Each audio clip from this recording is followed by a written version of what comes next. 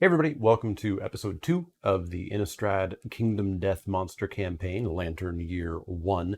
If you missed the first episode, I strongly recommend you go back and watch it. It'll make way more sense if you watch these in order. But we had some issues with the first White Lion, but we're able to take it down without too much problem. Chandra got a broken rib. She's stayed behind, but we are going to head on out to get another White Lion. And we are heading out hunting with Jace, Liliana, Elspeth, and Gideon. And we have one last phase left to do. So we didn't take a look at the hunt phase in the previous video, but it's going to be the phase that we are going to open every video with going forward. We don't just get to go and find a white lion. We have to hunt down that white lion first. And that's going to resolve using the hunt board. The hunt board has been laid out with a series of cards specific to the white lion in certain spots. This is set up based on the book. The level 1 white lion starts just a few spots ahead of our hunting party, but we're going to have to go through and hit each one of these spaces. You'll notice there's some blank spaces. There are cards that are supposed to go on those spaces, but they're all the same. They all just say roll a random hunt event, so I don't bother laying them out. I think there's an expansion that adds different cards other than just all the same, but we're not playing with that expansion today. So in the hunt phase, we're going to send our hunting party step by step. We do technically need to pick a hunt revealer because some hunt events care about who revealed it. So we'll send Jace ahead here first to reveal the first event. Everybody is coming with him though. So we flip the first event over and it is called Prowling Lion. Couple of changes. You might notice the board has been flipped to be my perspective. Some people wanted that. If this doesn't work, let me know. We can always go back. I've also moved the green screen camera over just a little bit. So Prowling Lion says, while the survivors stalk the white lion, the monster hunts something else. Move the white lion one space away from the survivors on the hunt board in pursuit of its prey. So it moves back a step. The white lion starts the showdown with ground fighting in play. Build its AI deck normally. Ground fighting is the express reason that we brought a ranged weapon with us. And we'll talk about that when we get to the fight. But this lion is going to start with a mood in play that is deadly if we didn't bring a ranged item. And that's the first hunt event. We move on to the next hunt event. Let's send Elspeth in. Elspeth flips the card and it is marked territory. The white lion has marked this area. If any survivor has 3+ understanding, I can't imagine that any of us have 3+ understanding, but let me do a quick check here. None of us have any understanding. Perfect. If we had 3+ understanding, we would realize that the area is covered in ammonia. If they have not already innovated it yet, which we have, then we get the ammonia innovation. That's kind of a nice little one because it does give you a free innovation if you have that understanding, which takes a few years to get to. And then you'll notice at the bottom, it says roll a random hunt event. This is what all the blank spaces on the board say as well. To roll a random hunt event, we're going to take 2 dice, 2 different colors. The white is going to be the 10s column, and the black is going to be the 1s column. So we rolled 46. There are 100 different hunt events that we could possibly get, and we got hunt event number 46. So let's go find out what it is.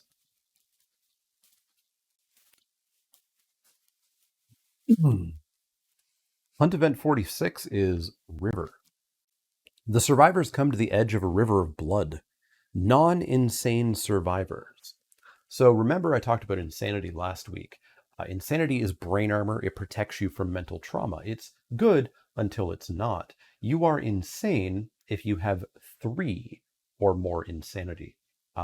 We don't have any insane survivors. Jace has 1 insanity, but that's it. Everybody else is non-insane. So non-insane survivors suffer 1 brain event damage at the sight of it.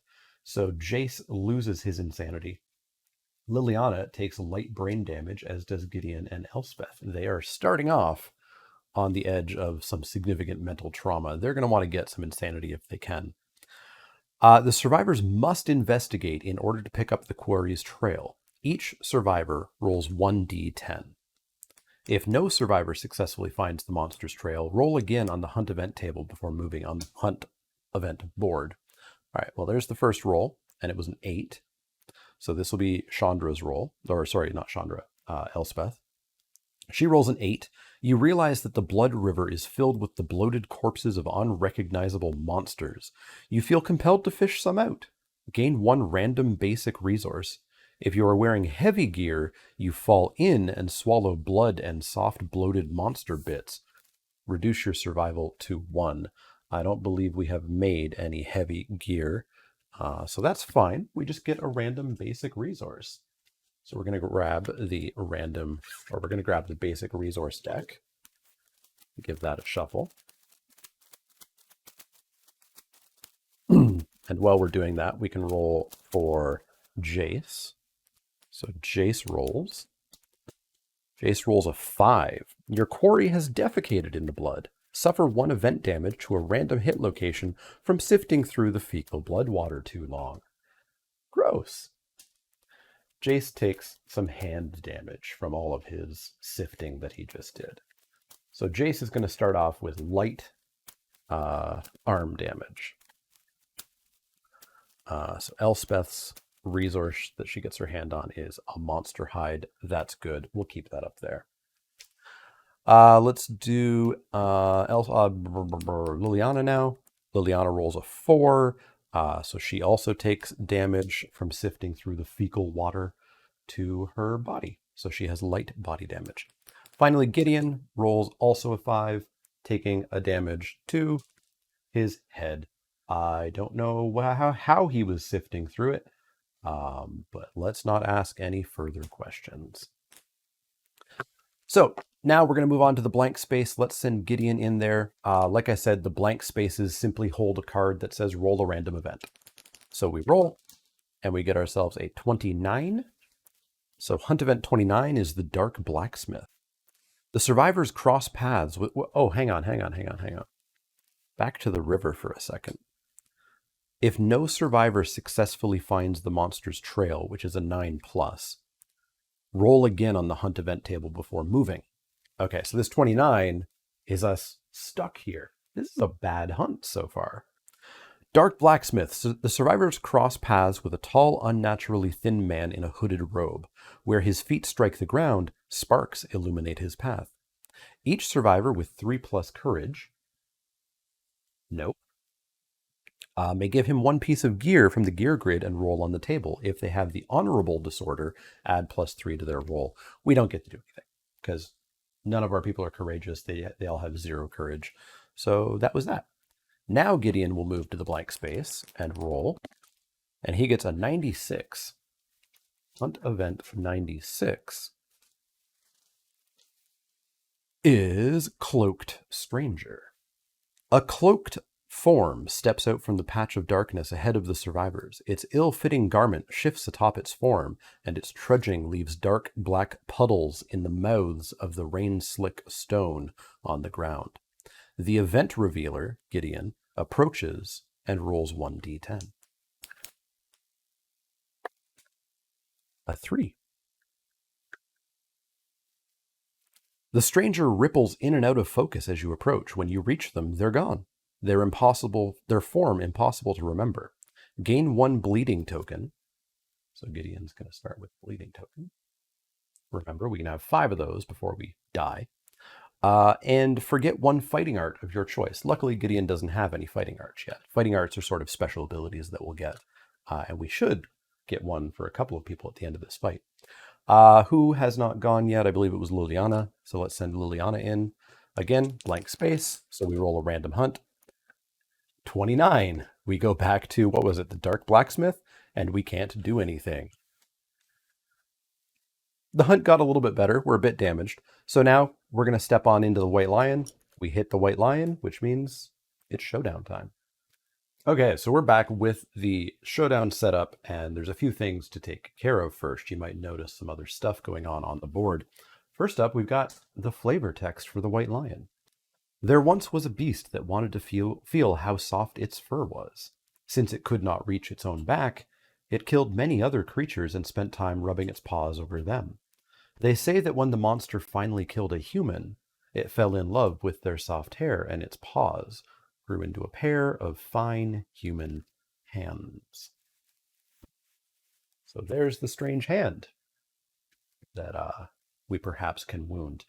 So we've got a lot of things going on here. First off, you might notice there's some terrain pieces. That's right. The board does not stay totally plain and boring like it did in the tutorial. Up first, we have tall grass. The white lion fight always is going to have 2 bits of tall grass.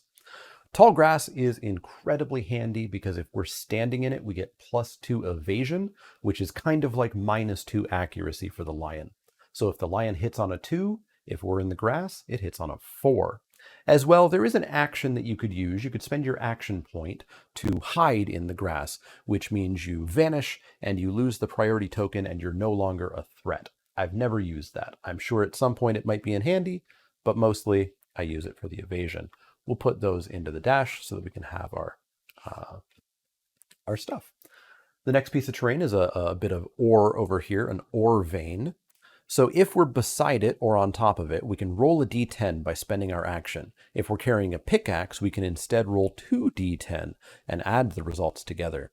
There's a chance of us finding nothing and throwing the terrain away, finding an iron and throwing the terrain away, or perhaps finding 2 iron and throwing the terrain away. Put that up there. And as well, we have this gigantic stone face. The gigantic stone face is an obstacle, which means that it blocks survivor and monster field of view, so it interrupts ranged weapons and attacks and targeting. It's impassable, which means that you cannot move through it, but you can spend an action when you're adjacent to move onto it. When you're on it, you can freely move around it, and as well, any ranged weapon up there gets +2 accuracy. Yeah. So that's the giant stone face.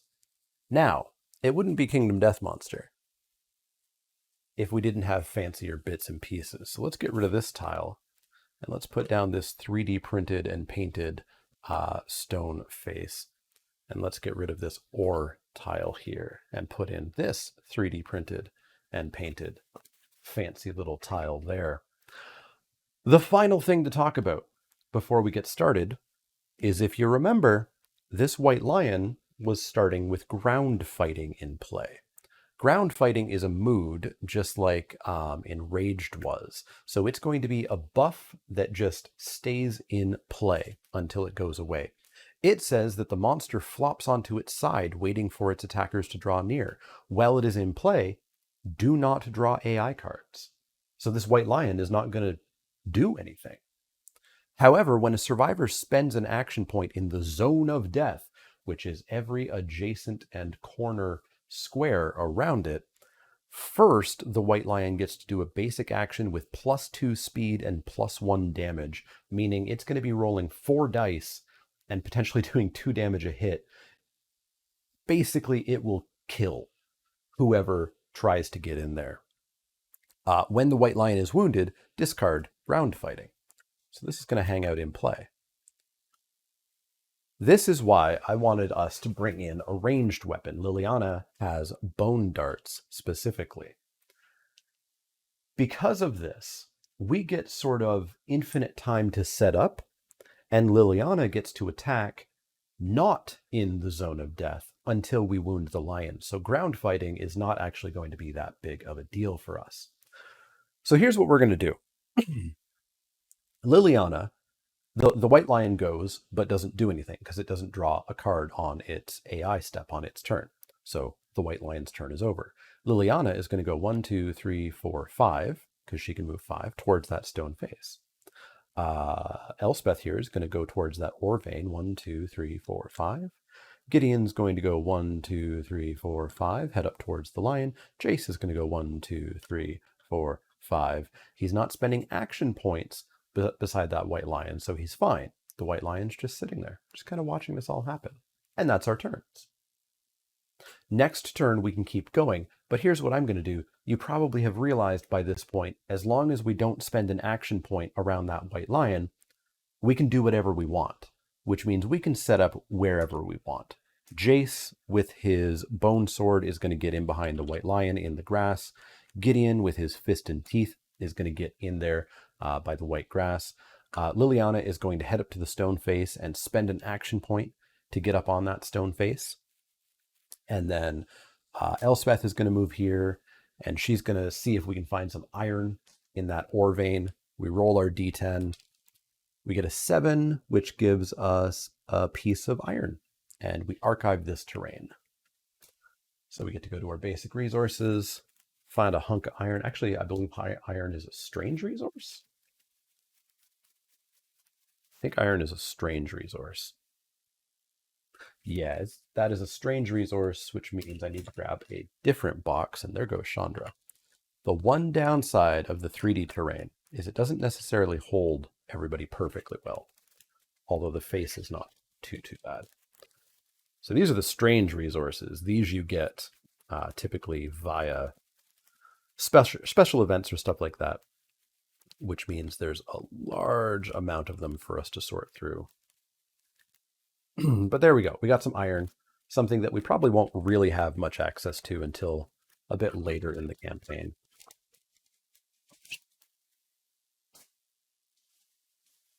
So after that, we'll take a few more turns. Elspeth, she's red. I'm always going to call her Chandra. Elspeth is going to go head into the grass here so that she is not terribly in the way, although that white lion might run. So let's actually maybe have her just be a little bit outside of the grass. So there we go. We've taken a number of turns. We've gotten into position. We've harvested our ore. It's time for us to actually start this fight by attacking the white lion. So the only person who's going to attack until we actually wound is Liliana here, the yellow player. And she's going to attack with her bone darts. So we've been using our founding stones so far. Here's our new weapon, bone darts. Bone darts are a speed of 1, so we're only going to roll 1 die. They're going to hit on a 7 or higher. However, because we're on the stone face, they are going to hit on a 5 or higher because we get +2 accuracy while we're standing up there. Does Liliana have anything else? No, nobody has anything except for Gideon, yeah? Yes, Gideon has +1 strength. That's all we have to remember for the time being. But it does have 3 damage, which means if we do hit, we get +3 to the attack. This white lion is a little bit tougher. It is 8 toughness rather than 6, which the tutorial lion had. You'll notice as well it's a range of 6, which means we can do this attack from up to 6 spaces away. It's also frail, which won't come up here, but when you attempt to wound a super dense location, this weapon breaks and you throw it away. The white lion does not have any super dense locations. So Liliana is going to attack with a speed of 1, an accuracy of 5, so she's going to hit on a 5 or higher. She rolls a 7, so we get a hit on the beast's back. It has a failure state, so hopefully we don't hit the failure state. Although, it's interesting. I don't know if ground fighting... I would assume it interacts with it anyways. So we're going to wound on an 8, 7, 6, 5 due to the damage from the bone darts. So wound on a 5. We roll a 3. We fail. So we full move the monster forward in a straight line. It doesn't say that it cancels any reactions. Yeah, it doesn't say that it cancels any reactions. So the white lion goes 1, 2, 3, 4, 5, 6. Still in range of the bone darts, luckily. But that was a failure from Liliana. So that's Liliana's turn. We're going to just move a little bit back into position. Let's have her go here. Let's get Gideon, because he's got a bit of armor and strength down here. And let's have Jace kind of hang out to the side. So we've taken a couple more turns to make sure everybody's in range. Liliana is going to do her shot again. She's going to hit on a 5 or higher. She hits a 3. She misses. Let's skip everybody else's turn. She hits the white lion with a 6. It's the beast's femur. She's going to wound on a 5. She wounds the beast's femur. So A, we take an AI card off, and B, we discard ground fighting. And now the fight truly begins. So that was Lily's turn. Our folks are unfortunately one space away from this white lion in the grass. And so I don't know if I want to send them in or not. We also haven't been moving the monster controller during our infinite turns. Remember, this is going to give us +1 insanity when we get targeted. So we'll just say that it started with red here. So let's begin with...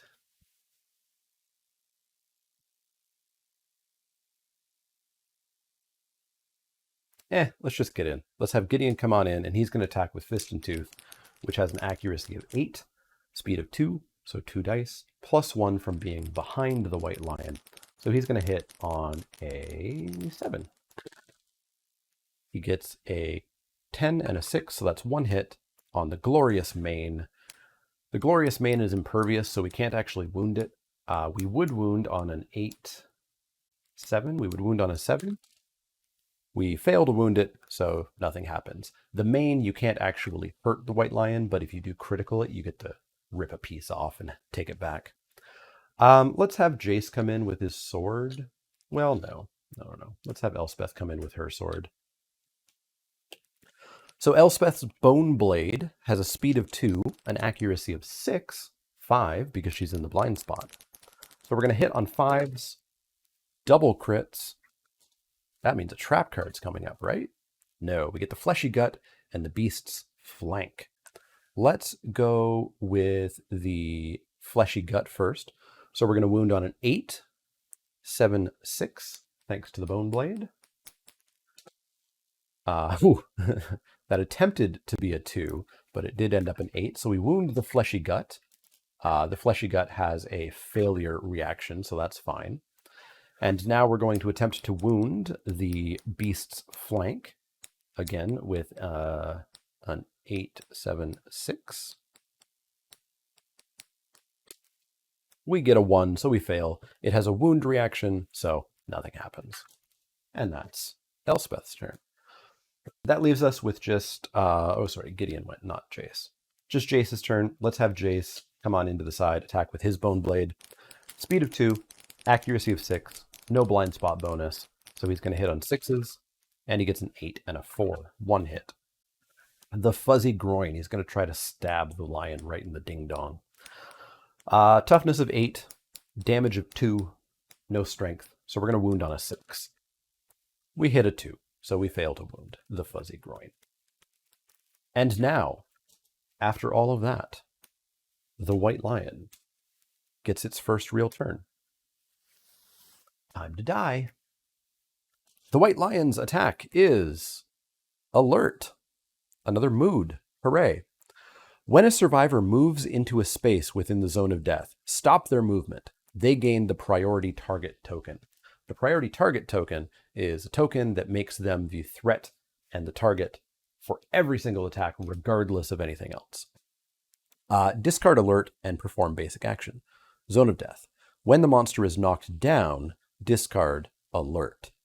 So basically, whenever we move into really anywhere around the white lion, it's 4 spaces on either side of the white lion. Whoever did that becomes the priority target, and the white lion gets to do an attack on them, although we do discard it. Luckily, at the moment, we don't actually have to move because we're all in there, and this mood card does not say to draw another AI card. So that's the white lion's turn. We're set up. We just get to keep attacking. This is a good start. Liliana, up on that stone face, is still in range. 1, 2, 3, 4, 5, 6. So she's going to throw some more bone darts. She's going to hit on a 5. She fails. Well done. Let's have Gideon attack with his Fist and Tooth. So he's going to hit on a 7. We get ourselves a 10 and a 5. We wound the beast's temple. So we're going to wound, we hit. We're going to wound on an 8, 7, thanks to his strength. And we hit a 4. We fail. Perform basic action targeting the attacker. So the white lion's going to turn around and attack Gideon here.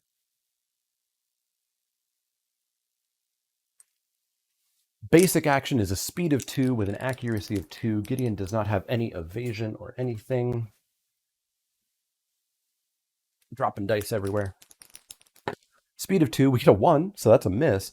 So just one hit on Gideon here, and that hit is going to cause 1 damage to Gideon's waist. And that's fine. He's got his loincloth. Let's take a damage off of that, and we're good to go. So that's Gideon's turn. Jace can now sneak in behind the White Lion and attack with his sword. Speed of 2. Accuracy of 5. We get a 5 and a 6. That's 2 hits. Sorry. Hang on. We don't want to move, because if we do, we'll trigger alert. So instead, Chandra is going to attack the White Lion's face. Not Chandra, Elspeth, with the Bone Blade.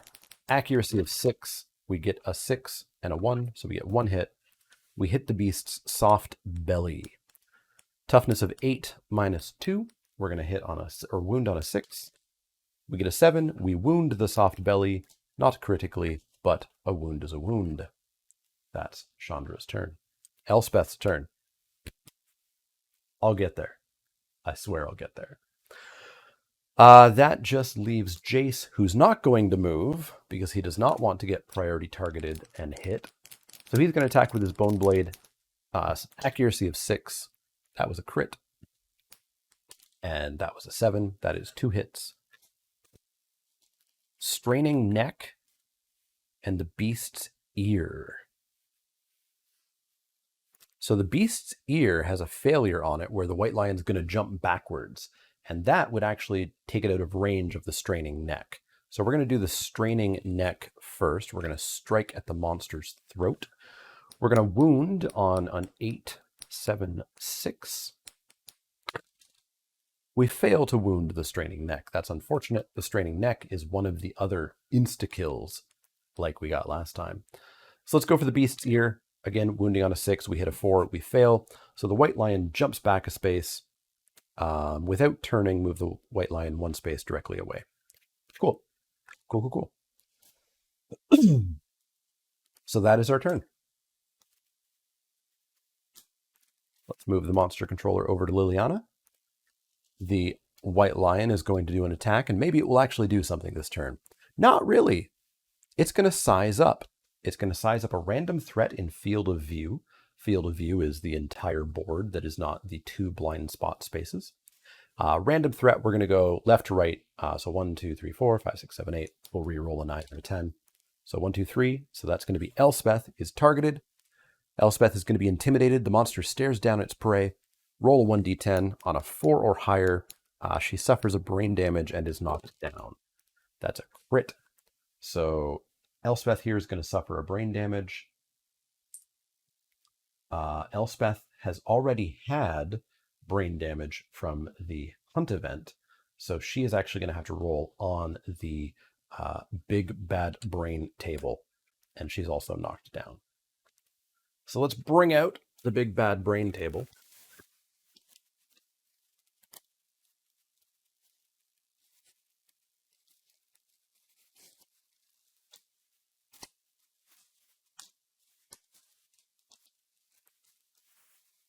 And let's roll 1d10.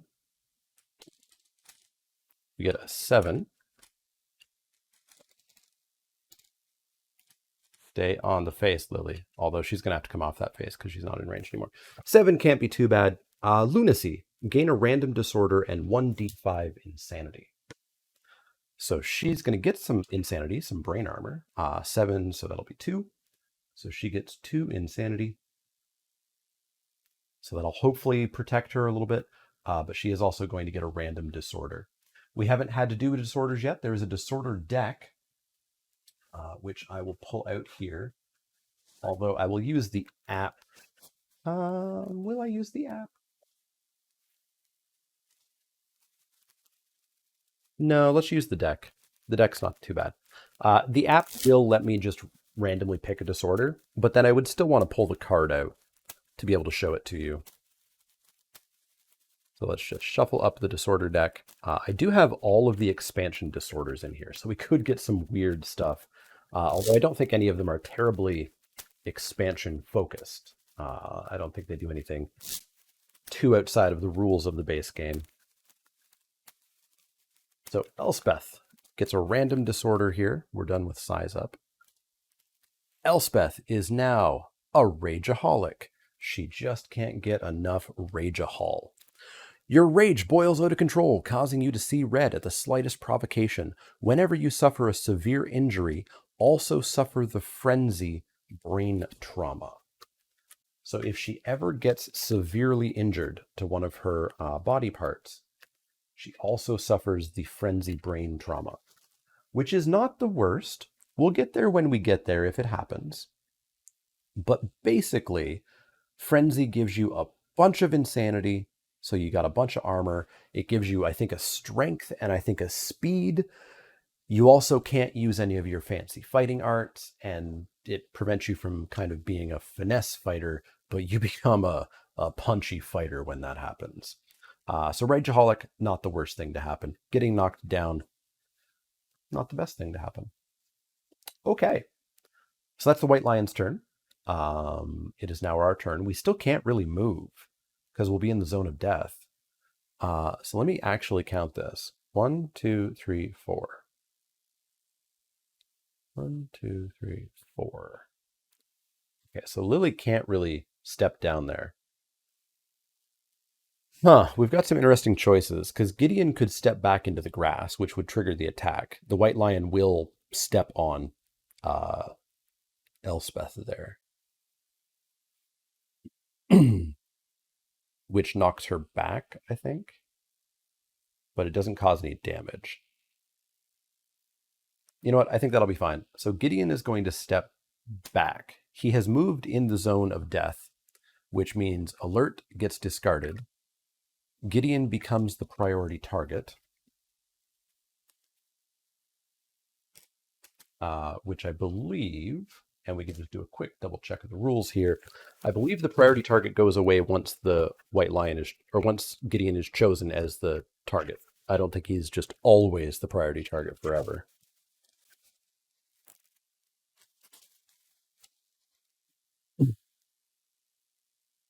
Whenever a monster performs a pick target action,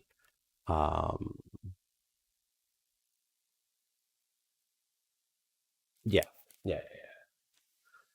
But here, of course, it's not picking it as a target. He's just moving as part of the action. So it's just a normal basic action, just a normal basic action.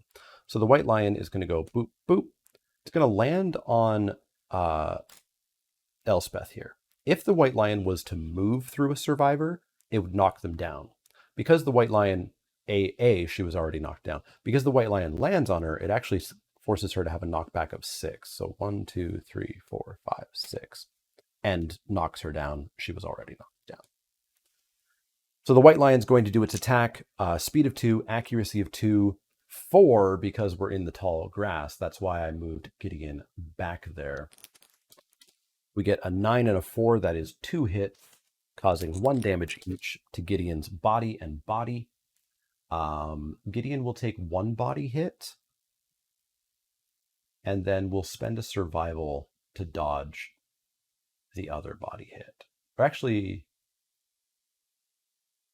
yeah, he's not doomed, and this is not his attack, so he can do this. So he'll spend a survival and dodge the other body hit so he doesn't get knocked down.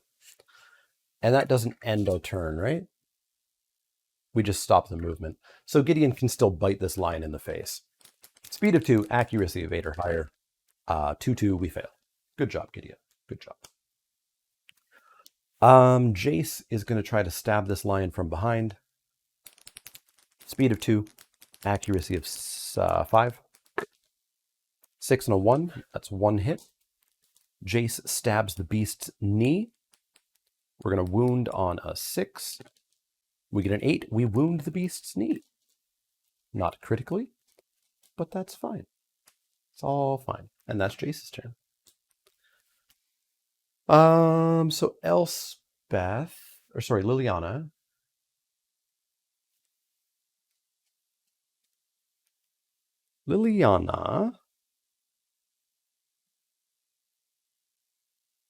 Liliana's in range again, right? 1, 2, 3, 4, 5.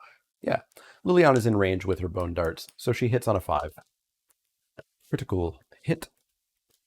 So we throw a bone dart in the beast's ribs. We're going to hit on a 5 here. A 6. We wound the beast's ribs. Get rid of another AI card. There's a wound reaction on this one. If the attacker has 3+ understanding, she does not, then she's encouraged by the sound of the cracking ribs and gets a survival, but no dice. No dice. We don't have any understanding. Someday perhaps we will.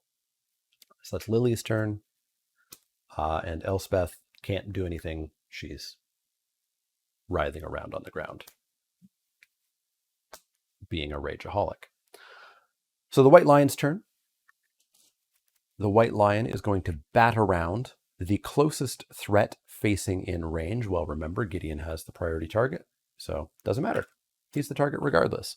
He already was going to be the target, but so be it. So this is a speed of 2 with an accuracy of 5, 6, 7, because he's in the tall grass. It's going to be pretty hard for this White Lion to hit Gideon. It's going to do 1 damage, and then after damage, the monster is going to playfully bat the survivor around, and they're going to suffer brain damage.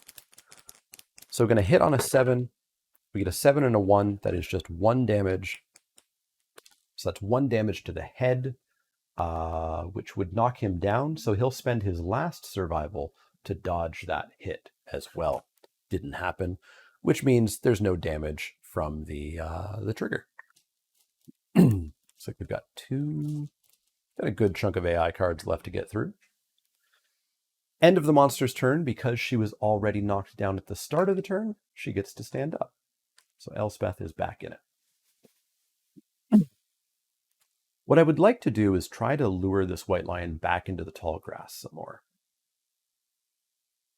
So Gideon's going to attack the lion in the face and then I think run back to the further away grass. So Gideon's going to bite the White Lion. Speed of 2, accuracy of 8+. We get a 7 and a 2, we fail. And then Gideon's going to go 1, 2, 3, 4, 5, and jump back to this tall grass. Because if we can lure the lion forward, then we can start like attacking it from behind, trying to get it to turn around, attack it from behind, try to get it to turn around. Lily is going to use her bone darts again. Speed of 1, accuracy of 5. Whoa, that didn't stop rolling. I will get that die later. Speed of 1, accuracy of 5. How did I do that again? 4, she misses. She will stay there. She will stay there. So that's going to leave Jace and Elspeth. So I haven't been moving the monster controller. I think it should be back to red. I got to remember that. So Jace is going to attack with a speed of 2 and an accuracy of 5. That is 1 hit with a 10 and a 1. The beast's scapular deltoid, he's going to wound on a 6. Gets a 2, fails. So the White Lion is going to full move forward. 1, 2, 3, 4, 5, 6. So both of them are going to get knocked over and suffer grab. So they get knocked down in front of the White Lion. And they suffer 1 damage per monster level. So Gideon takes a damage to the arms, putting him down to light damage. And Elspeth takes damage to the waist, taking off her loincloth armor point. Luckily, they're still in the tall grass, so they've got evasion on them. But they're also both knocked down. Although they will stand up, because they'll have been knocked down at the start of the White Lion's turn. So that was Jace's turn. Jace will go 1, 2, 3, 4 as the movement part of his turn. And Elspeth is, surprise, knocked down again, so she can't do anything. White Lion's turn. The White Lion is going to do Bloody Claw. Closest survivor with the most bleeding tokens, why that would be Gideon with 1. Speed of 2, accuracy of 2, +4 thanks to the tall grass. Speed of 4, so that is, accuracy of 4, so that's 1 hit, dealing 2 damage to Gideon's head. And then after damage, the target suffers -1 survival. He doesn't have any left. And bleed 2, gets 2 bleeding tokens. So things are going poorly here. Gideon is going to take 2 damage to the head. The first damage is heavy damage, knocking him down. There's 1 point of damage left, which means we need to roll on the severe injury head table, which could, of course, kill Gideon. Gideon rolls on the severe damage head table and rolls a crit. Destroyed tooth. If you have 3+ courage, you boldly spit the tooth out and gain +2 insanity. Otherwise, the blow sends you sprawling and you are knocked down. Best case scenario. Much better than instant decapitation. However, he also gets 2 more bleeding tokens, so he's at 3 bleeding tokens. Oof. Okay. They get to stand up at least. They get to stand up. A little bit of a rough fight, I'll say. I would have preferred if we had a little bit more in the way of armor before we got in here, but we got a lot of bones and we didn't get a lot of hide last time. Monster Controller will have moved over to Jace, by the way. It's a pain to have to attack the White Lion from the front, the way that we're set up right now. So I think what we'll actually do is just get out of that situation. 1, 2, 3, 4, 5. We'll send Gideon in behind the White Lion. He loses that evasion from the tall grass, but we gotta get going here, I think. So we're gonna hit on 7s. We get a 9 and a 3, so we get 1 hit. Trap card. The attacker is doomed. Yep, that sounds about right. But that does set up Elspeth for some good hits here. So basic action on Gideon. The attacker is doomed, meaning that even if he had survival, which he doesn't, he couldn't spend it.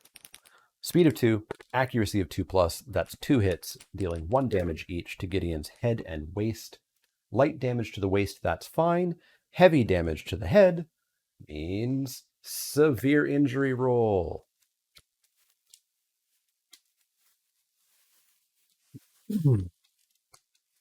Let's see if we can break another tooth. Severe injury roll on the head table. We get a 9. Shattered jaw. You drink your meat through a straw. You can no longer consume or be affected by events requiring you to consume. You can no longer encourage. The injury is permanent. Can be recorded once. You get a bleeding token. So Gideon is 1 bleeding token away from dying and now permanently has a shattered jaw, which means he cannot encourage. Which is very un-Gideon. So let's record that in the app that he has a shattered jaw. Let's shuffle the hit location deck back on in. And that's Gideon's turn.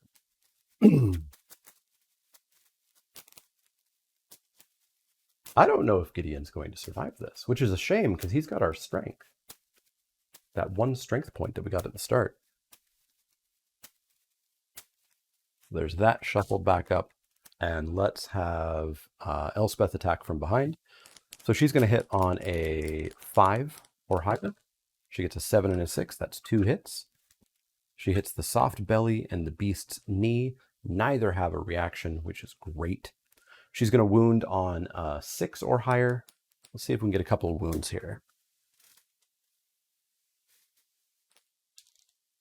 Critical wound on the beast's knee. I think I forgot which one I was going to attack, but whenever I forget that, I just always go left to right. So beast's knee, we critically wound it, so we get rid of an AI card. The White Lion's knee twists and unnaturally shatters. The White Lion gains -1 movement token. So the White Lion can only move 5 spaces now, not 6. Thanks to that shattered knee. And then we get a wound on the soft belly. Again, we're going to wound on a 6 or higher. We get a 4, we fail to wound the soft belly. But good start. Good start. Good start. Let's have Liliana move just a little bit on this stone face to the back right corner, and she'll attack with her bone darts again, hitting on a 5. We hit the beast's temple. We're going to wound on a 5. A 2, we fail. Basic action, targeting the attacker. So the white lion's actually going to head over this way and try to bite her off of that statue. So basic action, speed of 2, accuracy of 2, hit on Lily. She's going to take a damage to each of the waist and legs. So light damage on her legs, and there goes her loincloth armor. Otherwise, totally okay. So that was Lily's turn. That just leaves Jace. So let's have Jace get up on in behind. 1, 2, 3. Let's have Jace attack with the bone sword. Gonna hit on 5s. We get 1 hit with that 9. We hit the beast's heel. We're gonna wound on a 6. A 7. We wound the beast's heel. We are out of AI cards. So let's shuffle up.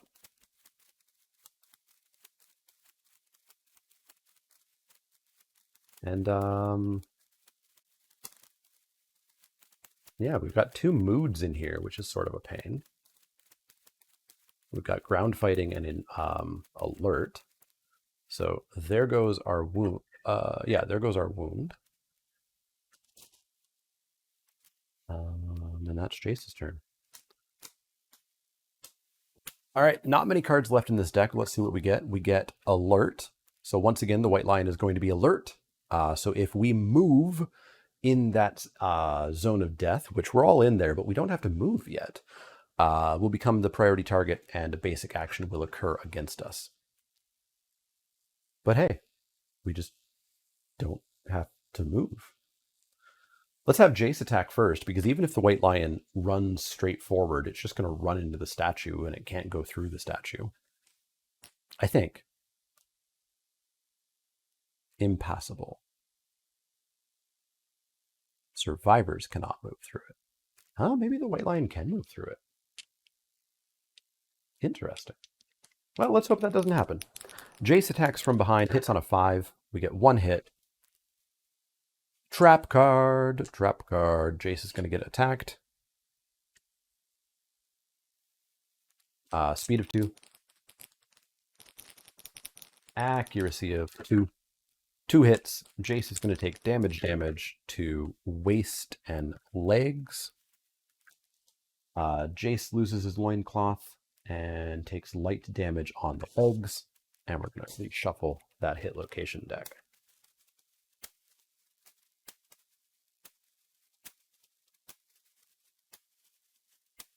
And then we might actually want to move like Elspeth has not taken any light damage. There's a chance we might want to just trigger the alert. We'll see. We'll see. Elspeth can actually attack in the blind spot with her founding stone here, which could be good. Because she is adjacent to it, so she doesn't have to use the bone darts. Although, no.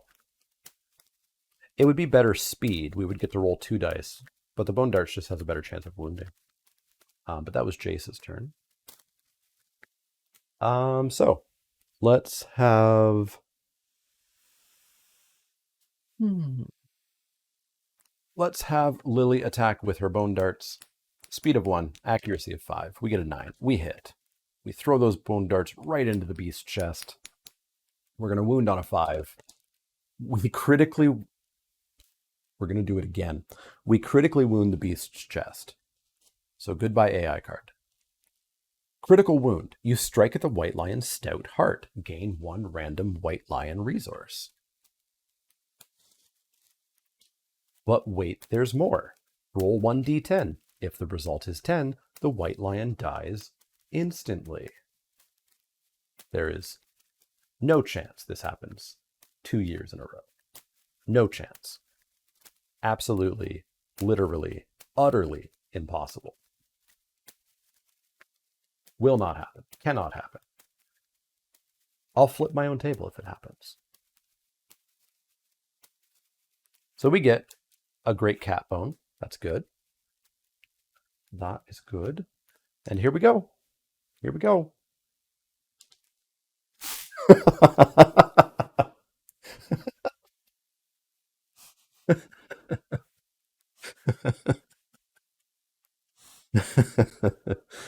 Oh,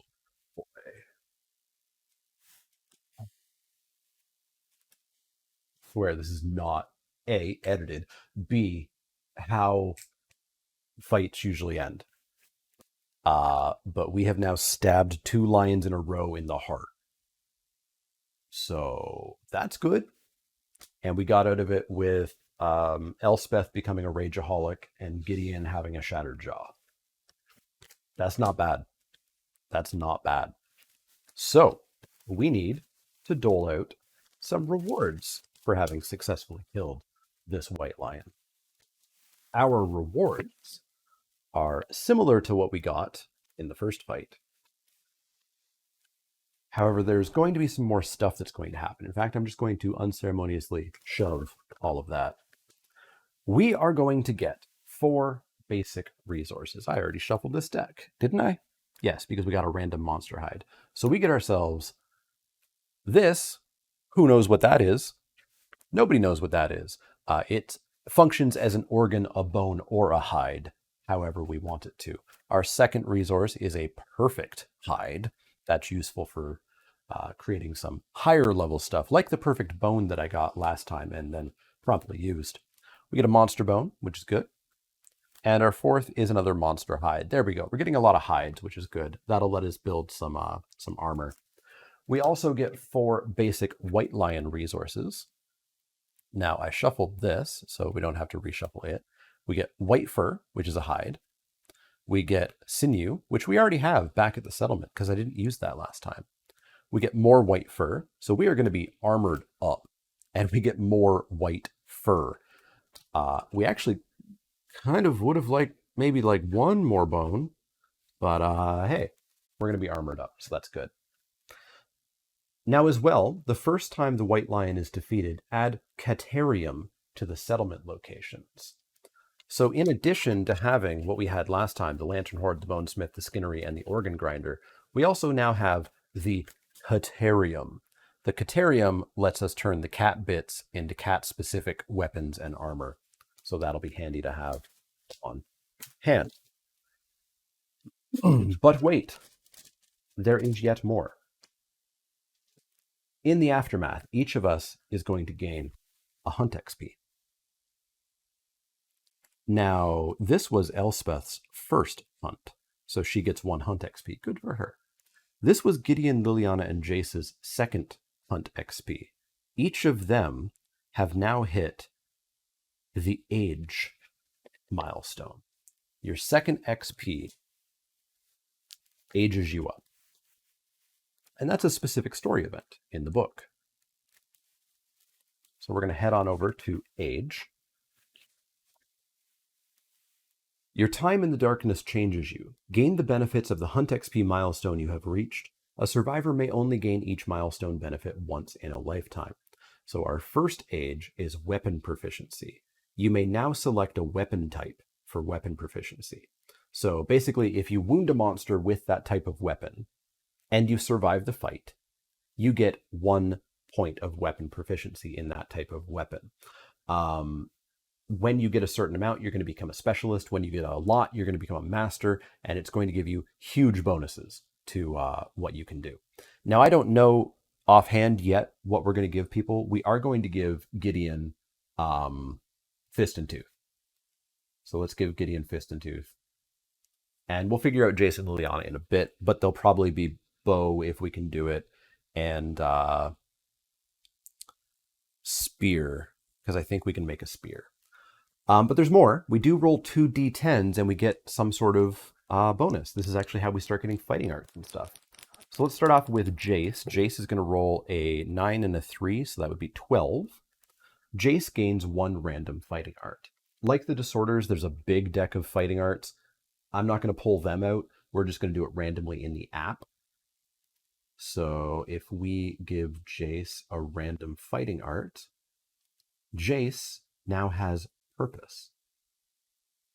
Your comrades make you strong enough to exceed the limits of death itself. During the showdown, if you would gain a lethal number of bleeding tokens, while there are any other standing survivors, roll 1d10. On a 6+, you live, but are knocked down. You will not bleed to death until you gain another bleeding token. So, kind of narrow. Jace has to specifically be bleeding out and has to have standing survivors, etc. But if it ever comes up, Jace has purpose, and maybe that'll help him.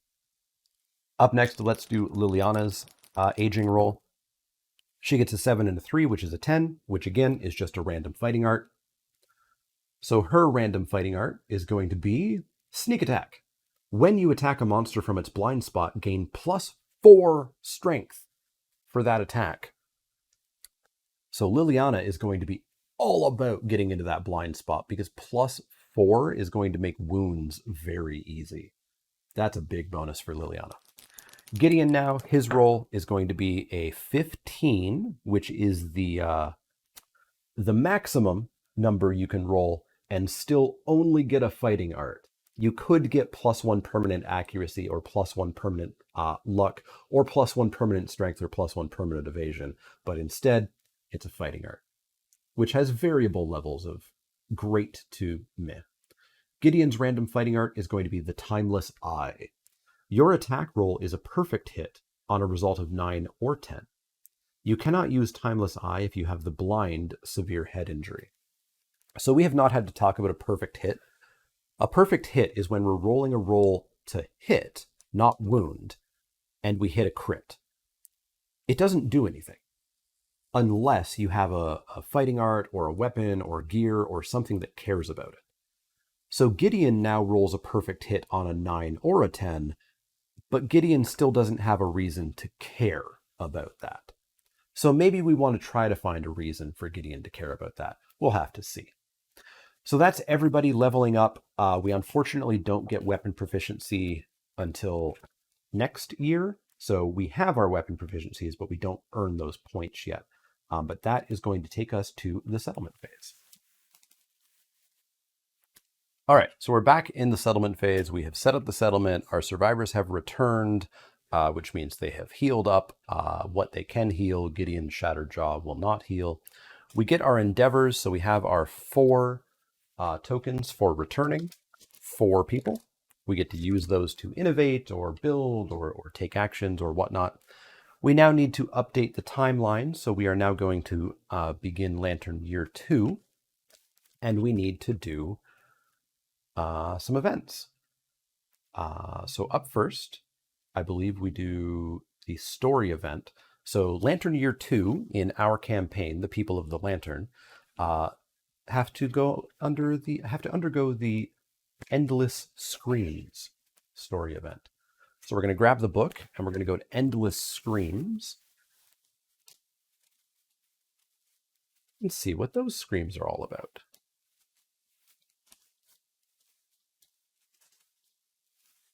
Endless Screams. A scream pierces the silence around the settlement. As the noise fades, a chorus of horror rises up in answer. The settlement erupts into chaos, trying to comprehend the source of the terrible wail.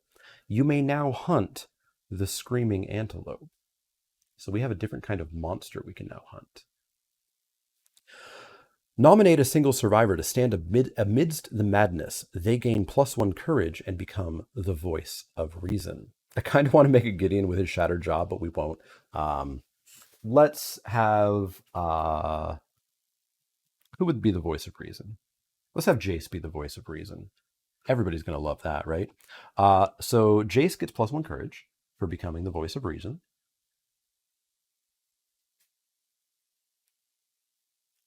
+1 courage to Jace. And then the voice of reason rolls 1d10. Jace rolls a 2. The survivor's face turns pale and the courage drains from their face. Without hesitation, the survivor turns on their heels and dashes for the darkness. Sadly, their foot catches on a stone face and they fall face first onto the floor. The survivor loses 1 courage. Good job, Jace. And suffers the Shattered Jaw severe head injury. Boy, everybody's jaws not Not doing too well. So remember, Jace can now never encourage anybody or eat anything. And that's it for Endless Screams. So now we can hunt the screaming antelope. We won't do that next year, but I think we might do it the year after. Now, also on the timeline, we need to do a random settlement event. Remember, every year we draw one of these big cards. The first year was the one that set up our settlement the first day, but now we get a random one. These are really hard to shuffle, so I just use the app. We have to do the Triathlon of Death. Sounds like a fun time. Better than murder, right? Better than the plague. Here we go. Triathlon of Death. The settlement engages in games of skill. Each player nominates a different survivor. So this will be 4 players. I have to pretend I'm 4 players here. Every nominated survivor determines their score for each possible contest. Survivors' score determine their place. If the settlement only has 1 survivor, do not roll. They realize that they have been competing against themselves and gain +3 insanity, a random distorter, and the last man standing fighting art. Okay. Okay. So here's what we're going to do. So the outcomes give us bonuses and skill bonuses, but 4th place tends to have some bad stuff happen. So we're going to go into our survivor grouping here, and we're going to choose... So wait, do we have to do these? Each player nominates a different survivor. Each nominated survivor determines their score for each possible contest. Okay, yes. So we'll choose 4, and those 4 will do the 3 different contests. So we're going to choose Koth, Odric, Gideon, because he's got strength, and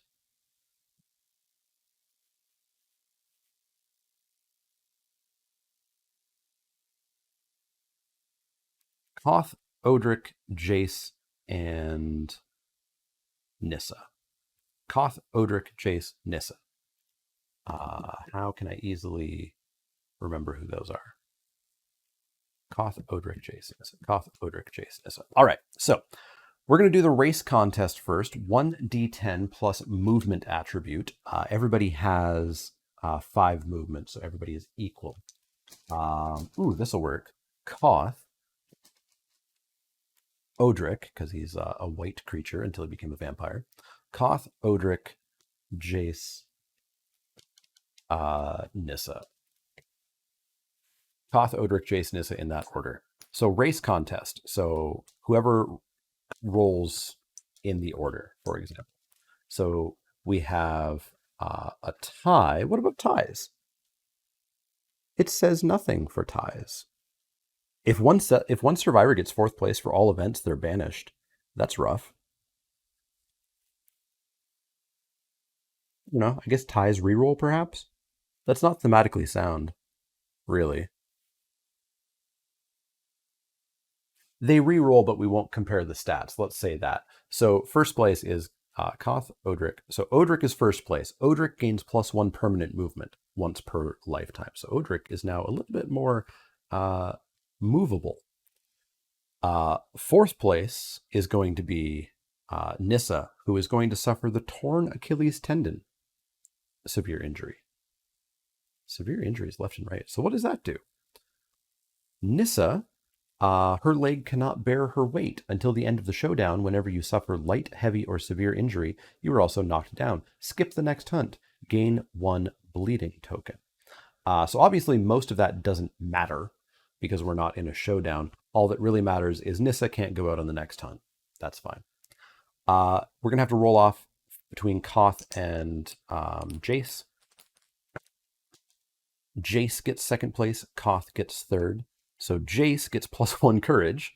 He's gained a courage. He's lost a courage. He's gained a courage again. He doesn't know what's going on.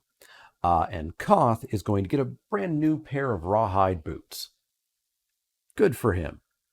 Let's go mark down that we have rawhide boots. And guess what? We're going to immediately take those away from him. Koth is not going to get to keep those. Do I have the Skinnery readily available? No, because I still haven't gotten a binder. One of these days, I will get a binder, and it will be much easier for me to go through all of these sheets and keep them in order.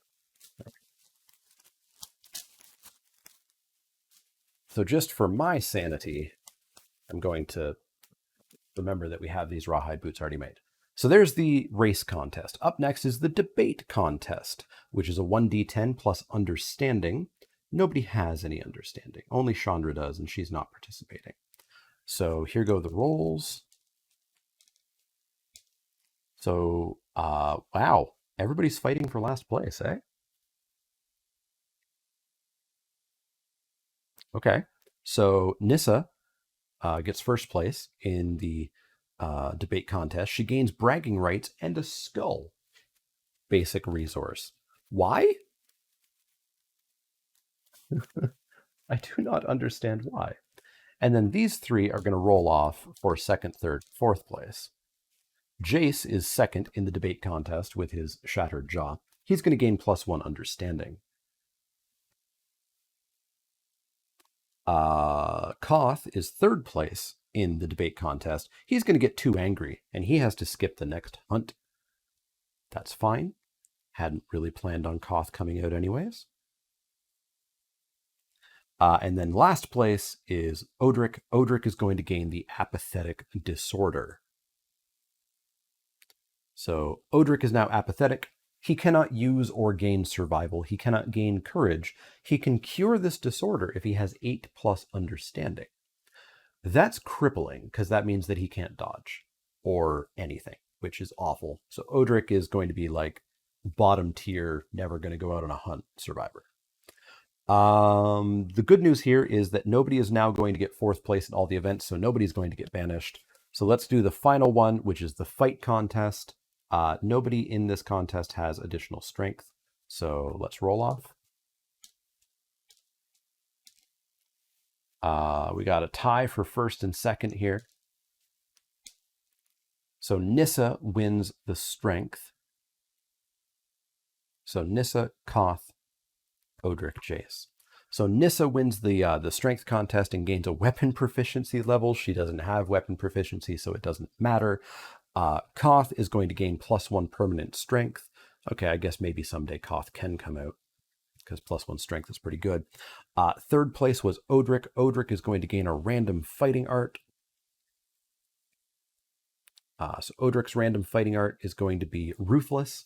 Whenever a survivor dies during the showdown, roll 1d10. On a 7+, you get a skull. Cool, Odric. Cool. Fourth place for Jace, he suffers the dismembered arm injury. So Jace has a shattered jaw and a dismembered arm. What does a dismembered arm mean? Well, it means that he loses an arm. He can no longer activate two-handed weapons. The injury is permanent. It can, of course, be recorded twice. A survivor with 2 dismembered arms, severe injuries, cannot activate any weapons. Gain a bleeding token. Doesn't matter. So, honestly, it's not that bad as long as he doesn't lose another arm, and he just can't activate two-handed weapons. So maybe Jace will be our one-handed sword master or something. And so ends the triathlon of death. That was a thing that just happened. So we update the death count. Nobody has yet died, which is honestly sort of unfortunate. We check our milestone story events. Nobody has died. Nobody has been born. We don't have 5 innovations, and we don't have 15 population. So no milestone events just yet, which means we're going to head on in to development. So this is where we get to go shopping and where we get to innovate and etc. So let's lay out our resources. We've got skull bone, hide, organ, hide, bone, hide, anything we want it to be, bone, scrap iron that we can't really use, and hide. We also have left over from last time another sinew. And so we've got some priorities. The first priority is we want a bow. A bow costs a sinew and a bone. So we have the sinew right here. So we'll spend that. And we'll spend a plain old monster bone. to get ourselves a catgut bow. And we'll take a look at what the catgut bow is, because it's pretty good. So here's the catgut bow. The catgut bow is a speed of 2, an accuracy of 7, and a damage of 3. So it's the same as the bone darts, except it has a speed of 2. So we can potentially get 2 hits off of it. Now it is two-handed, so Jace is not going to be using it, but it's got a range of 6. It is cumbersome, however. Cumbersome means that we have to spend our movement and our action to do it. So we can't move and shoot, or shoot and move. We have to stay still on our turn and shoot. But we can aim. So if we want to aim, we can actually reduce the speed by 1 to get +2 accuracy. So we could do speed of 1, accuracy of 5, damage of 3. But it gives us options. It's great to have the catgut. Beyond that, I want to finish off our rawhide set. So remember that Gideon had a rawhide headband, and now we have rawhide boots. We didn't take a look at the rawhide boots. They're pretty simple. They give 1 armor to the legs, and when you depart, you get +1 survival. But let's finish off the rawhide set with the remaining 3 pieces. And let me update my gear while I do this. So we just got a catgut bow. And now we're going to get ourselves a rawhide glove, a rawhide pants, and a rawhide vest. Because stuff is starting to happen. We are starting to get some decently powerful survivors. Or not necessarily survivors, but items. So we just got a pair of rawhide pants. They're super simple. They give you +1 armor to the waist. They are basically a loincloth. We have rawhide gloves, which give us 1 to our hands, and when we depart, we get +1 survival. So somebody wearing boots and gloves gets +2 survival when they head out. And finally, we have rawhide vest, and we get to talk about these puzzle pieces down here. So you'll see that the rawhide vest has 2 puzzle pieces, 1 blue, 1 red. This means that if you connect a blue to the blue and a red to the red in your gear grid, you unlock +1 evasion. So it's like you're half standing in tall grass, right? So if we build our armor grid here, like so, with headband, vest, rawhide gloves, we now have +1 evasion, and we will add on in the boots and the pants, which means we do have to get rid of the loincloth because we can't come out with multiple armor bits in the same spot. And there's Gideon with a full set of rawhide armor, which unlocks one more cool thing.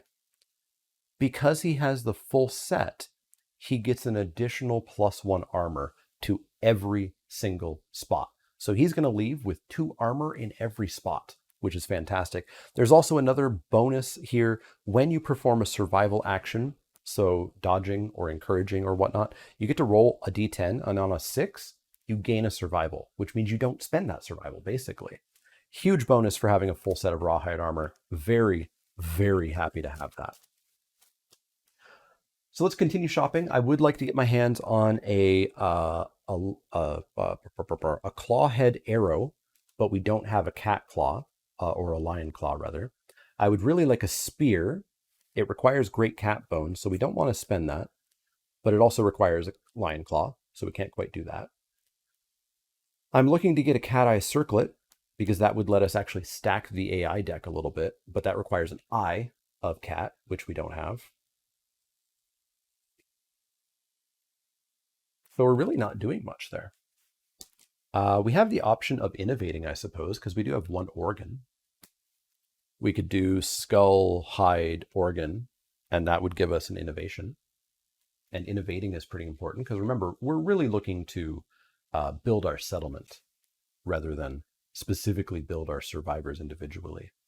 And that would actually leave me with 1, 2, 3, 4, 5. That would leave me with enough to build a second full rawhide armor set. I don't hate that. I don't hate that one bit. Yeah, let's do it. So we're going to spend a skull, an organ, a hide, and 1 of our innovations to innovate. So that's going to let us draw 2 innovation cards and then pick one. So our potential innovations are paint or symposium. So let me actually grab those from the innovation deck so that I can show them to you on camera.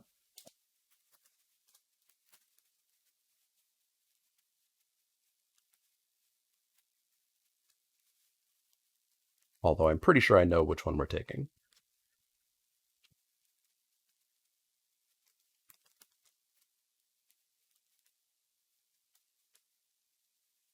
Symposium and Paint. Of course, they were the last two of the base game innovations. So we have Symposium. Symposium would give us +1 survival limit, so we'd be able to have, I think, 4 survival at this point. And when a survivor innovates, you draw an additional 2 innovations and pick. So we would draw 4 innovations each time and pick one. That's pretty handy. Or we have Paint. Paint, the settlement swells with creative energy. All survivors gain the dash survival action. So dodging and encouraging are our 2 survival actions. This would give us a 3rd survival action. We can spend a survival to get an extra movement. And that doesn't have to be on our survivor's turn. Let's take a brief look at this. Here's a monster attack. You'll notice there's an arrow and a line. Whenever there's an arrow and a line, we can do a survival action. So this white lion, for example, is going to pick the closest survivor with the most bleeding tokens. Let's say it's Gideon again. Gideon now has access to dash. He can spend a survival and run away. And then the white lion tries to follow after him and probably is out of range. This is huge. This is a vital, vital, vital part of building up your settlement, is getting dash. There's a similar action called Surge, which gives you an extra action, again, during monster attacks and stuff. So we're taking Paint. It's incredibly important that we have Paint. It'll also add some Paint consequences to the deck. So we're going to have further dilution of the innovation deck. But that's a big get. Big, big, big get. Symposium, we'll see you some other day, perhaps. So we now have ammonia, we now have language, we now have Paint. And like I said, I think we're going to finish up by spending 1, 2, 3, 4, 5. Yes, we're going to spend the perfect hide. Oh well. To get another rawhide set. So we're going to get another pair of rawhide pants. I'm going to have to go into my alternate campaign stockpile and grab some more boots, a vest, a glove, and a headband. And we will give that to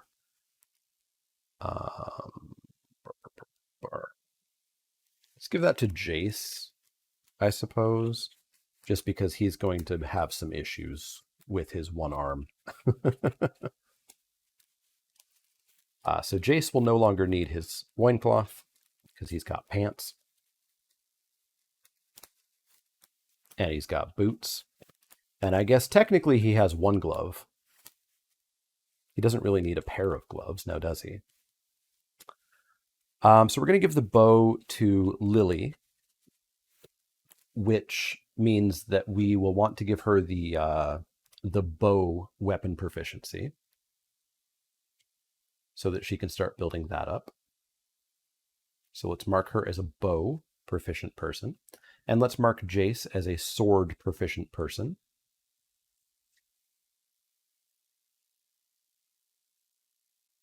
And there's the 3 weapon proficiencies, because Gideon already was set as a fist and tooth specialist. And I think that's going to wrap up our creating of stuff. We're going to save these bones and we're going to save this iron. So we're going to have those for the future. So let's go basic. We have, sorry, we don't have any basic. This is strange resources. We have a piece of iron. And white lion, we have a great cat bone. And so that just leaves us with these 3 endeavor tokens. So we could spend those endeavor tokens to share experience. So anybody with 2 more hunt XP could teach somebody and give them +1 hunt XP, although they can't if they have a shattered jaw. Not a huge bonus. We could build a weapon crafter, but we don't have the resources. We could build a leather worker, but we don't have the resources. We could build a barber surgeon, but again, we don't have the resources. So what we're actually going to do is practice some augury with an attempt to engage in some intimacy. We'll see if we can get there, but it requires a roll of 8. So what we need to do is technically pick a survivor, because they could get themselves understanding or survival. Jace already has some understanding, so let's pick Jace. Jace will spend an endeavor token. Jace will roll a d10. Rolls a crit, so we get to undertake intimacy. Intimacy is a story event in the book, and intimacy is how we're going to expand our settlement with new survivors. Intimacy. Nominate 1 consenting male and 1 consenting female survivor and roll on the intimacy table below. We're going to pick some no-names. Nissa has an Achilles tendon and can't go on the next hunt, and Odric is just brutalized. So Odric and Nissa are going to have a baby, I hope. We roll a 2.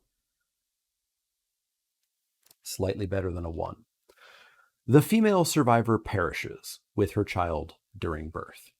The settlement is cast in gloom. The male survivor mourns, gaining a random disorder and +3 insanity. Nissa has died. How do I kill Nissa? Yes, there we go. Dead. Cause of death, child birth. So there we are. Nissa has died, which we'll get to in a second. The child died, so that's also deeply unfortunate. And Odric is going to get +3 insanity. And another random disorder. He's already apathetic. Now he's also prey. So he cannot spend survival unless he's insane. He already couldn't. So that's fine. Odric is going to do nothing but attempt to make babies. Now, we didn't get a baby, which is unfortunate because I really want to get a bonus that we get when we have our first birth. But we did have our first death, which means we get to unlock a principle of our settlement. We get to determine how our settlement is going to go. The group must decide what to do with their first survivor corpse. Choose one: the first harvest or the first grave. We can become cannibals, or we can have graves for our dead. And we're going to go with graves. So the first grave, the settlement decides to build a small monument to mark their loss. The settlement gains the death principle graves. So let me grab that from, nope, that's the disorder deck. So here we have graves. So this is a principle. It's going to function exactly the same as an innovation. It's just going to be a static effect that is always in play for our settlement. It says that all new survivors gain +1 understanding. So when you're born, you have +1 understanding. When a survivor dies during the hunt or showdown phase, gain +2 endeavor tokens. So these star tokens that we have access to. When a survivor dies during the settlement phase, like just happened, we would get another +1 endeavor. Not for Nissa, however. Not for Nissa. But now we have graves in play for our settlement for all time. After adding the card to the settlement, roll 1d10. So we get a one-time event for this death happening. And we get a 1. The settlement gathers around the grave, each taking a moment to reflect the loss and their place in the darkness. All departing survivors gain +1 survival and +1 understanding. So do I have a quick way in the app of adding that? Add a one-time bonus.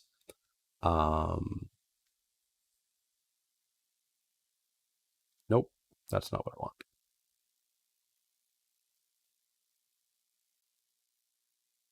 Okay, I don't have a great way of immediately remembering that. +1 survival and +1 understanding. So let's pick our 4 departing survivors for next year so that I can do that right now. Our departing survivors are going to be Jace, our sword master or proficient person, Gideon, and Liliana with her bow. And I think we'll just send Elspeth out again. I think we'll run back the team that we already have. Yeah, let's run back the team that we already have. So then I can give them their +1 survival. Oh, we're already at our survival limit. But I can give them their +1 understanding.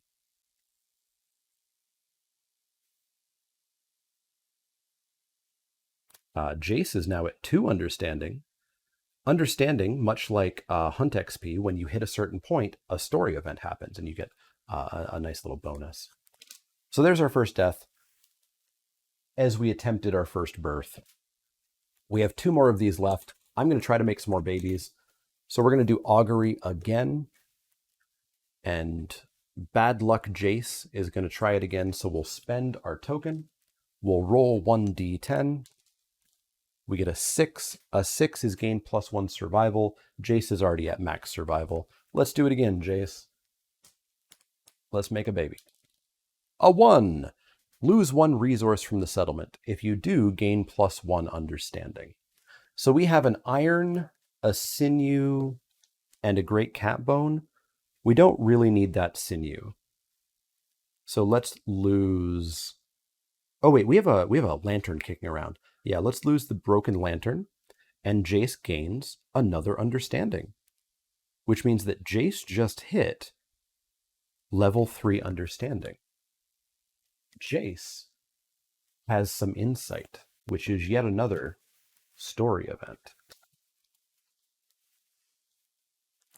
In a single moment, the curtain of the world pulls back. Select the epiphany corresponding to this current game phase, so we are in the settlement phase. A survivor may gain these benefits once in a lifetime. The hunt, which once filled you with inexorable dread, takes on a new dimension. Your expeditions outside the settlement inspire you with curiosity and wonder. Gain the following ability and roll on the table below. So Jace gains the Tinker ability. Let's add that to him.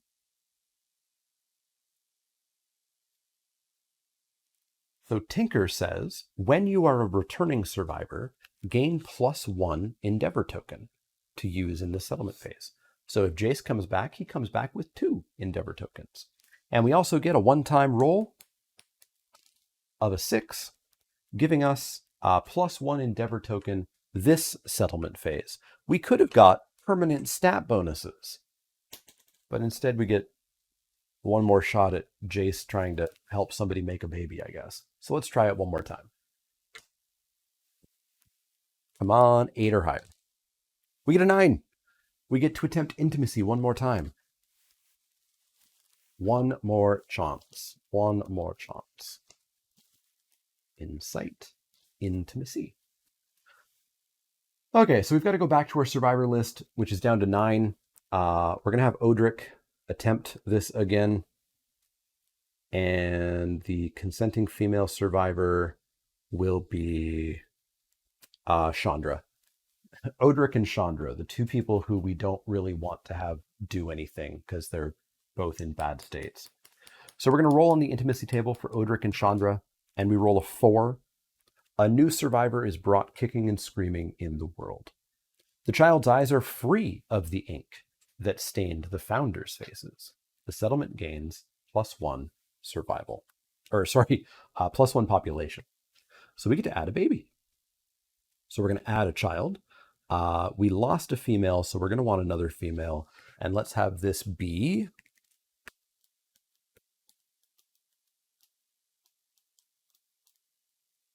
female magic characters. I'm blanking on any magic characters at the moment. Let's have this be Teysa. So Teysa, her father was Odric, and her mother was Chandra. We create this survivor So she should start with +1 understanding due to Graves. But she did not. That's because I didn't set it. There we go. So she should have started with +1 understanding. So let's give that to her now. And as one more step, this is a very long settlement phase because we're hitting all of these milestones. The settlement phase won't be quite as long in future years, I believe. But we hit another milestone. The first time your settlement gives birth to a new survivor, the survivors ponder existence. Principle, new life. So just like principle death, we have to choose another way that our settlement is going to go forward. We can either raise our young without mercy or with affection. And we are going to raise them without mercy. Without mercy. Survival of the fittest. There is a lot of chatter about which of these you should choose if you're trying to definitely win the game. And generally people say that survival of the fittest is the one that you should pick. That said, a lot of this game is about exploration and role-playing and kind of doing what you want to do. So next time I do a campaign, I'm probably going to choose to raise our children with affection. However, this time around, the toys are taken from the child and replaced with a cold stone face shard. Training begins immediately. The settlement gains the new life principle, survival of the fittest. Find and place the card on the settlement board, note it on the settlement record sheet, and then we're going to do a one-time roll here. So survival of the fittest is a pretty huge bonus. Survival limit +1. Now we're going to have 3 survival that we can head out with. But much more importantly, this is the bad part. When rolling on the intimacy story event, roll twice and pick the lowest. You've already seen that on a low roll, the mother can die along with the child. On a 1, both people die or leave. Hopefully we just never have to deal with that. But all current and new survivors get +1 strength and +1 evasion. All of our survivors now hit harder and are harder to hit permanently. That's huge. That's an absolutely massive bonus. And at the very bottom is a very cool little thing. Every single survivor now has a once per lifetime reroll of any roll. So if we roll poorly and are about to die and we really don't want that person to die, we can use their once per lifetime reroll. The rerolls are shared. So if somebody else has a bad reroll, any other survivor who is active in that phase, so the 4 people out hunting or everybody, if we're in settlement, they can use their reroll. We can actually use it on intimacy. We'll get to that when it happens, but that's a huge bonus. Let's do our roll for our principal new life. That is not where that die was supposed to go. We get a 2.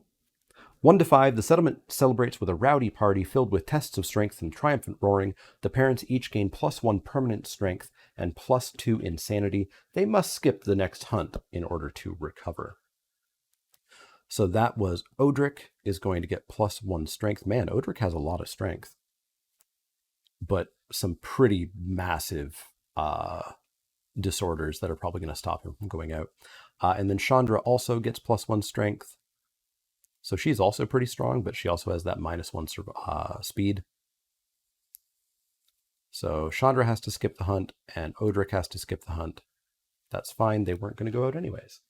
And that brings us to the end of the settlement phase. That was a very long settlement phase. Like I said, they won't typically be that long. We had to go through the triathlon of death. We had to talk about death happening. We had to talk about new life happening. They'll go faster. We're going to send the same 4 survivors out next Lantern Year to hunt another white lion, but they are significantly geared out with a bow and with 2 full sets of rawhide armor. Let's see if we can stab a white lion in the heart again, I suppose. Anyways, as always, let me know if you have any feedback. I switched the board around, as I said. I moved the green screen over to the one side. Let me know if anything else should be changed or fixed, or if you hate this view, if you wanted a different view. Let me know anything you want to let me know, especially if you liked it. That's super important. That's important for engagement, important for discoverability, important for letting me know if I should keep doing this, because it is a lot of time, but boy, do I ever enjoy it. Let me know what you want to let me know. Like, share, subscribe, all those things. I'll see you all next time.